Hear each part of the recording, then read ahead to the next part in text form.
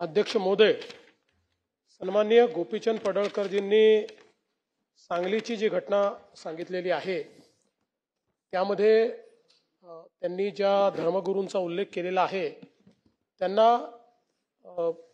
अटकपूर्व जामीन मिळालेला म्हणून त्यांना अटक करता येत नाही, पण याच्या विरुद्ध जर आवश्यकता असेल तर अपील देखील केली जाईल। आणि आपण जे सांगितलं की जाणीवपूर्वक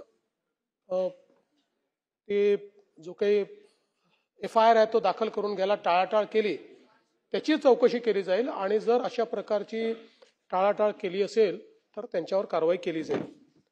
दुसरा मुद्दा आपण जे दुसरं पुण्याचं प्रकरण आहे त्यामध्ये SITच्या रिपोर्टच्या संदर्भात आपण सांगितलेलं आहे 1 महिन्याच्या आत हा रिपोर्ट घेण्यात येईल आणि त्या रिपोर्ट प्रमाणे त्या ठिकाणी कारवाई केली जाईल।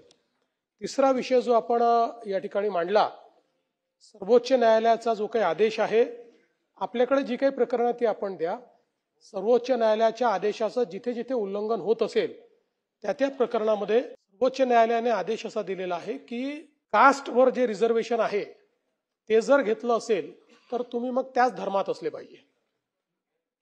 कारण तुम्ही ज्यावेळेस धर्मांतरण करता किंवा दुसरा धर्म ज्यावेळेस अडॉप्ट करता त्यावेळी तुम्हाला कास्ट बेस्ड, कारण हे सोशल रिझर्वेशन आहे, आणि आपण ज्यावेळेस एखादा उदाहरणादाखल समजा मुस्लिम समाजात गेलो किंवा आपण ख्रिश्चन समाजात गेलो तर या समाजांमध्ये कास्ट नाही आहे असं मानलं जातं की याच्यात कास्ट नाही आहे, म्हणून कास्ट बेस्ड रिझर्वेशन घेता येत नाही असा तो निर्णय आहे। म्हणूनच मी त्याच्यात सांगतोय की त्यांनी जी काही मागणी केलेली आहे, सुप्रीम कोर्टाच्या आदेशाचं ज्या प्रकरणात उल्लंघन होत असेल त्या प्रकरणात कारवाई होईल, जिथे उल्लंघन होत नसेल त्या ठिकाणी कारवाई करण्याचा काही प्रश्न नाहीये।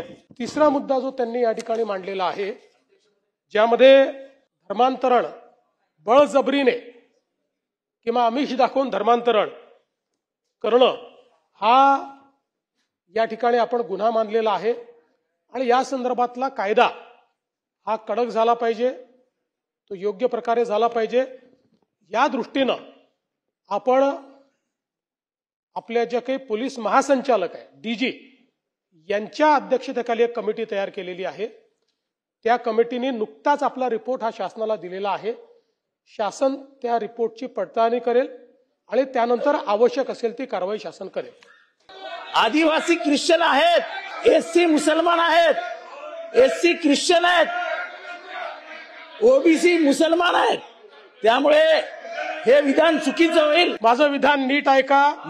मुख्यमंत्री बोलतात जरा काहीतरी आपण की जो सुप्रीम कोर्टाने आदेश दिला त्या मुख्यमंत्री बोलतात जागेवर बसा, त्या आदेशाच्या अनुसार जे चुकीचं आहे ते चुकीचं आहे, जे बरोबर आहे ते बरोबर आहे।